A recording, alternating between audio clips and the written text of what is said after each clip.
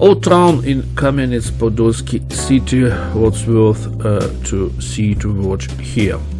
First of all, of course, the central square. In central square we see a townhouse as usual, and in the townhouse there is a small museum, money museum and history of Magdeburg law. Some place where usually some concerts take part or happen periodically. Sun clock,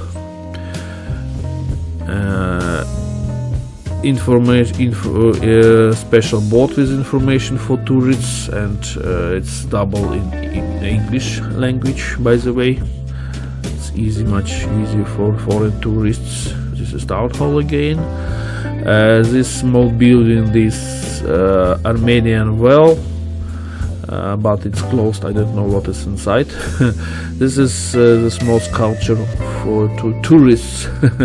But for me, this tourist suffers from anorexia or sculpture like skinny people, as for me. Behind the town hall there is a market or bazaar, Souvenir bazaar. Inside there's nothing special, but outside it's decorated like puppet house or puppet city.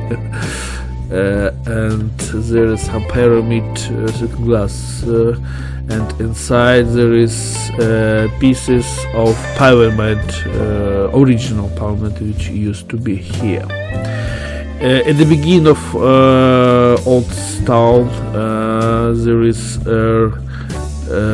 the street, it's named Troitska Street, and also at the beginning of the street there is a Troitska Church.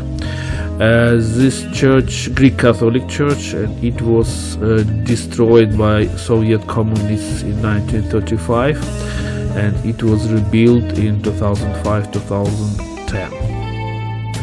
And before you see, there is a very nice mosaic near the entrance to the church.